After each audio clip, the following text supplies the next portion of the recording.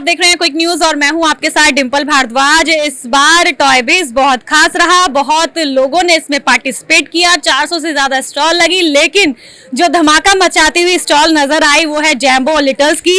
बात करते हैं विपिन निझावन जी से, जो कि कन्वीनियर भी हैं टॉय बेस के और साथ ही इस ब्रांड के ऑनर भी हैं। Thank you. ये हमारा पहले से ही कंसेप्ट था, पुराना कंसेप्ट है। हमारे पास बायर्स आते हैं। बूथ तो हमारा काफ़ी बड़ा था, लेकिन किसी रीज़न से हमें 5 नंबर हॉल को फिट करना पड़ा और हमें 1 नंबर में आना पड़ा, तो मेरा बूथ भी उसी हिसाब से स्क्वीज हुआ।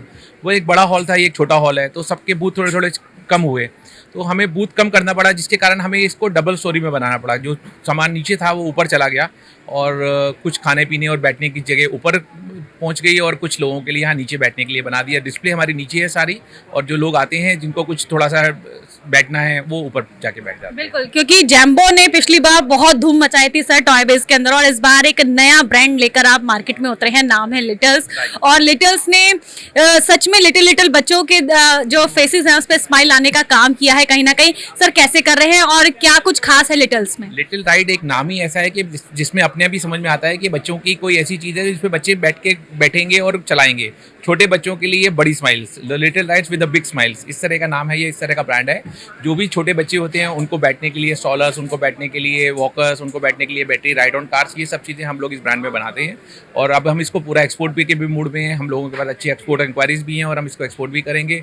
इंडिया मार्केट में तो पहुंच ही चुका है। फ्लिपकार्ट और जो भी ऑनलाइन बिग बड़े कॉमर्स, ई कॉमर्स है, उस पर ये नंबर 1 पे है और आने वाले टाइम में ये एक्सपोर्ट में भी नंबर 1 पे होगा। बिल्कुल सर, क्योंकि इलेक्ट्रॉनिक्स में आप डील कर रहे हैं, तो सर वैरायटी आपने क्या क्या रखी है और किन किन मॉडल्स जो हमारे रियलिस्टिक मॉडल्स हैं, क्या उनकी भी कुछ कॉपीज आपने बनाई है? अगर बनाई है तो किन किन मॉडल्स के आप बना चुके हैं, वो थोड़ी सी हम जानकारी चाहिए। हम लोग मिनीचर बनाते हैं। जो भी बड़ी आइटम्स बाजार में चलती हैं, बड़ी कार जैसे हमर जीप हो गई, उसका मिनीचर बनाते हैं। स्कूटर्स आगे, जैसे आजकल ईवी स्कूटर्स आ रहे हैं, ओला स्कूटर्स आ रहे हैं, वेस्पा स्कूटर्स आ रहे हैं, इन लोगों का मिनीचर बनाते हैं। थोड़ा दिखने में बिल्कुल वैसा होता है, रिसेम्बलेंस वैसी होती है, ताकि बच्चे के घर में बड़ा स्कूटर है या बड़ी कार है, उसके लगे कि मेरे पापा आज हमर चला रहे हैं तो मेरे पास भी हमर होनी चाहिए। वो अगर जीप चला रहे हैं, टोयोटा चला रहे हैं, तो वैसा टोयोटा जैसा कोई शेप का कार होना चाहिए।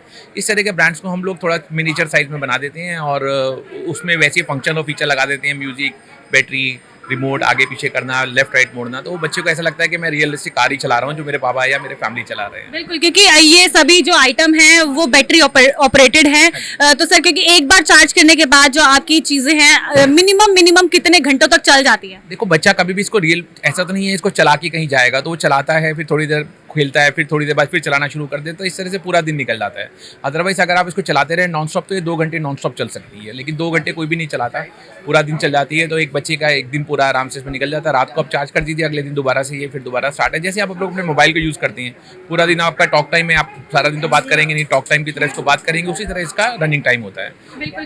किस एज को आप सर टारगेट कर रहे हैं? किन किन एज तक के लिए आप ये इलेक्ट्रॉनिक कार्स और व्हीकल्स जो आप बना रहे हैं, टॉय व्हीकल्स, वो बना रहे हैं? हम जो यूजली रिकमेंड करते हैं 2 साल से लेके 8 साल तक के बच्चे के लिए, लेकिन 1 साल का बच्चा भी होता है तो बच्चे लोग वो बैठ जाते हैं, पेरेंट्स उसको रिमोट से कर लेते हैं। बच्चा थोड़ा समझदार हो जाता है 2 साल तक की एज तक, तो वो खुद भी मैनुअली भी ड्राइव कर सकता है। इसमें दोनों ऑप्शन होते हैं, मैनुअल की भी और रिमोट की भी। क्योंकि हम इलेक्ट्रॉनिक चीज जब देखते हैं, बच्चे को बिठाना है तो उसकी इस तरह की सक्षमता उसकी होनी चाहिए कि बच्चे का वजन वो उठा सके। कुछ बच्चे हल्के फुल्के होते हैं, लेकिन कुछ बच्चे बहुत हैवी भी होते हैं अपने वेट के अंदर। कितना वेट कैरी कर पाते हैं मैक्सिमम? हम लोग जो रिकमेंड करते हैं वो अप टू 40 kgs करते हैं, लेकिन वैसे इसमें वेइंग कैपेसिटी जो होती है 100 kg तक होती है। लेकिन हम कोशिश यही करते हैं कि 30-40 किलो तक का ही बच्चा बैठे, ताकि इसकी बैटरी की और क्वालिटी, इसकी मोटर्स की लाइफ बढ़े। सर, क्योंकि सेलर्स आपको देख रहे हैं, समय आपसे जुड़ने की कोशिश भी करेंगे आपकी बात सुनकर, तो सर मार्जिन उनके लिए कितना बचता है? अगर आपसे वो सामान लेते हैं तो मार्केट में लास्ट आपकी जो चीजें हैं वो किस दाम पर बिक जाती हैं और उनको लगभग कितना मार्जिन एक पीस पर बच जाता है? अप्रॉक्सीमेटली जैसे कोई आइटम है, सपोज उसकी 10,000 रुपये MRP है, तो हम उस पर 60% डिस्काउंट दे देते हैं। अप्रॉक्स 4,000 रुपये की पड़ती है हमारे डिस्ट्रीब्यूटर को। फिर उसकी कोई ट्रांसपोर्टेशन कॉस्ट और उसका और भी कुछ खर्चा आता है, तो अप्रॉक्सीमेटली उसको 4500 की पड़ती है, जिसको वो 5500 रुपये की बेचता है। आगे रिटेल में 5500 की लेके 10,000 रुपये MRP है, तो बीच का गैप 4500 का रह गया। तो हमारा जो रिटेलर है वो भी उसमें 10-15% डिस्काउंट देके अगर 8,000 8,500 की बेचता है, तब भी उसको 30-40% का प्रॉफिट मिल जाता है। क्योंकि इलेक्ट्रॉनिक कार्स हैं, बाइक्स हैं, तो इनकी रख रखाव भी बहुत ज़्यादा ज़रूरी होता है। आफ्टर सेल सर्विसेज जो एंड जो बायर्स हैं उनको किस तरह की मिलती है? क्या ऐसी कुछ सर्विस है कि अगर कुछ चीज होती है तो कुछ 1 साल की या 2 साल की जैसे वारंटी या गारंटी कोई कंपनीज देती हैं, आपके साथ भी कोई प्रावधान है? हम लोग 6 महीने की वारंटी देते हैं इन केस अगर कोई खराब हो जाता है, और फिर भी अगर कोई चाहिए तो हमारा कस्टमर केयर नंबर लिखा होता है। कभी कोई किसी को प्रॉब्लम्स होती है डिफिकल्टी से, कई बार हम चार्ज भी नहीं करते, फ्री ऑफ कॉस्ट देते हैं। आप हमारे कस्टमर केयर पे कांटेक्ट करिए, वो आपको पूरा फीडबैक देंगे, वीडियो कॉल करके आपको ठीक सिखाएंगे भी ठीक करना। अगर आपसे ठीक भी नहीं होती तो लोकल आजकल बहुत सारी कंपनीज हैं जो बहुत नॉमिनल 300-400-500 रुपये के चार्जेस पे लेके आपके घर पे आके ठीक कर जाती हैं या असेंबल कर जाती हैं।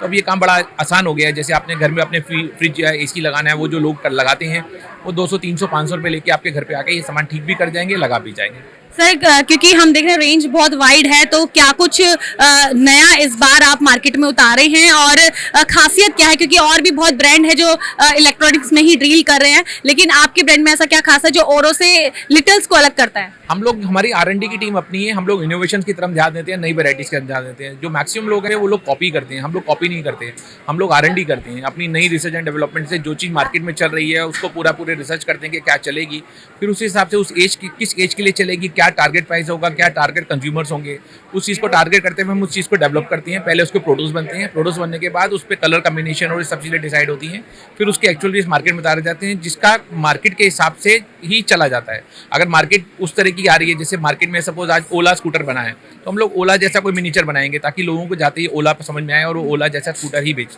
ले। इसी तरह से कोई भी चीज़, पंजाब है तो उसके लिए हम लोगों ने ट्रैक्टर बनाया क्योंकि वहाँ ट्रैक्टर बहुत चलता है, तो हमने ट्रैक्टर की रिसेंबलर, ट्रैक्टर की साउंड उसमें डाली है। तो जैसा मार्केट चलती है उस हिसाब से मार्केट के हिसाब से R&D करके वैसी इनोवेशंस करते हैं।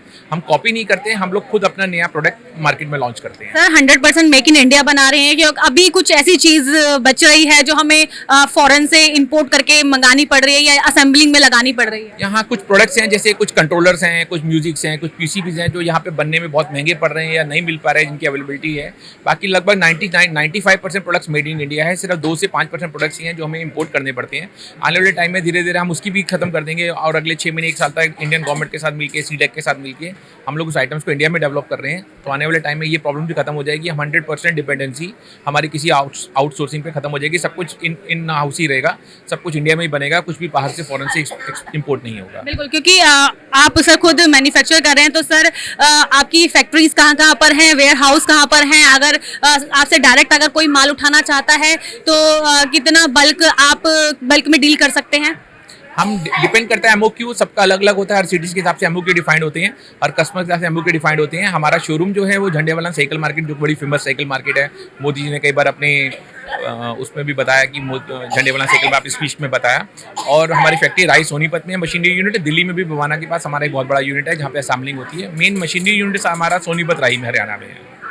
क्योंकि बहुत बड़ी यहाँ पे कार हैं, बाइक्स हैं, इलेक्ट्रॉनिक आइटम्स हैं, जब इनको एक जगह से दूसरी जगह पहुंचाना पड़ता है या यूं कहें कि इनको डिस्पैच किया जाता है, तो कहीं ना कहीं डैमेज ना हो और इनकी पैकेजिंग अच्छी हो, स्टर्डी हो, ताकि इनके किसी भी पार्ट को डैमेज फील ना करना पड़े। उसके लिए पैकेजिंग पे कितना ध्यान दे रहे हैं आप? हमारी टीम है R&D की पूरी, हर तरह के packaging, drop box, drop test, सब चीज़ होती है इसके अंदर। हम लोग 5 प्लाई 7 प्लाईज के कार्टन बनाते हैं, जो इम्पोर्टेड क्राफ्ट के कार्टन आते हैं, जिसके अंदर इस चीज़ को पैक किया जाता है। पैकेजिंग पे खास ध्यान दिया जाता है। इसको जो पार्ट्स हमें ऐसा लगता है जो ब्रेकेज पार्ट्स हैं उसको हम असेंबल नहीं करके भेजते हैं, उसको SKD फॉर्म में भेजते हैं ताकि कस्टमर वहाँ जाके इसको बहुत इजीली असेंबल कर ले।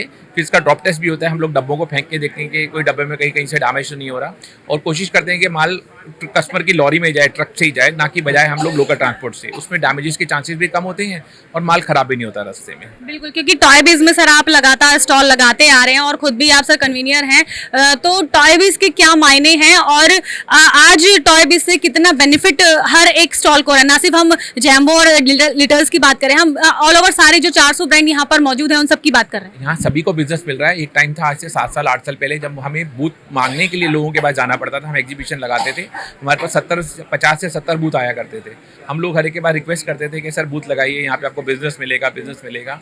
लेकिन तब लोगों को लगता था कि टॉय बिज में लगाना बहुत महंगा पड़ेगा या एक्सपेंसिव है। लेकिन अब टाइम ऐसा आ गया कि हमारे पास 400 प्लस एग्जीबिटर हैं, उसके बाद हमारे पास एक भी बूथ ऐसा नहीं है जो बचा हो। लोगों ने अभी से ही 2026 के लिए एडवांस पेमेंट देके अगले साल के लिए बुक करा लिए। इट मीन्स सबको अच्छा बिजनेस मिल रहा है। और पूरी इंडिया, पूरी आप कह सकते हैं एशिया में इससे बड़े, साउथ ईस्ट एशिया में इससे बड़ी एग्जीबिशन कोई भी नहीं लगती खिलौनों की, जहाँ पर 400 प्लस एग्जीबिटर्स होते हैं। और सबसे बड़ी बात, यहाँ पे सारे खिलौने मेड इन इंडिया, यहाँ पे कोई भी एक भी फॉरेन ब्रांड नहीं है। ये बहुत अच्छी बात ये बहुत बड़ा माइलस्टोन है हमारे इंडियन टॉय इंडस्ट्री के लिए कि मेक इन इंडिया को इतना ज्यादा जोर मिला है कि आज कोशिश कर रहे हैं लोग कि टॉय इंडस्ट्री के अंदर कदम रखें, नए नए लोग आ रहे हैं इंडस्ट्री में काम करने के लिए। सर क्योंकि आप इंटरनेशनल की बात कर रहे थे, इंटरनेशनल के लिए आपके पास कितने जो इंटरनेशनल बायर्स थे उन्होंने विजिट किया और उनकी क्या कुछ ख्वाहिश है लेटर्स को लेकर, कितनी डिमांड आ रही है?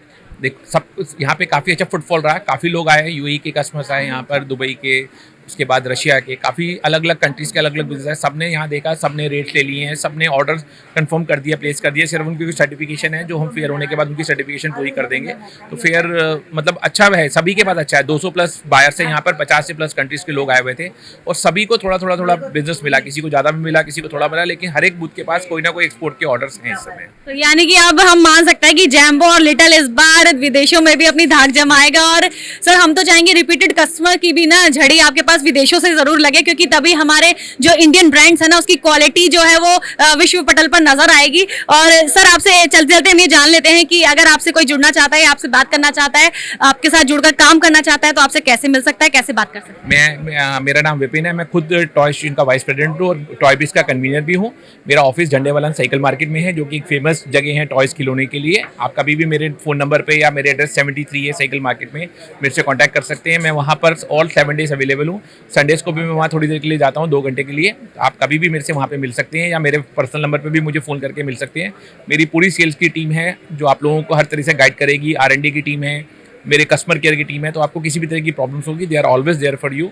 पूरे 12 घंटे सुबह 9 बजे से लेकर रात को 9 बजे तक काम करते हैं हम लोग। ये थे विपिन निझावन जी, जिन्होंने अपने ब्रांड जैम्बो और लिटल्स के बारे में पूरी जानकारी हमारे साथ साझा करी है। साथ ही ये भी बताया कि ये टॉय बिज इस बार क्यों और किस लिए इतना खास है। ऐसी तमाम अपडेट्स के लिए हम विपिन जी के पास लगातार आते रहेंगे, पर बने रहिए सिर्फ और सिर्फ क्विक न्यूज के साथ। नमस्कार।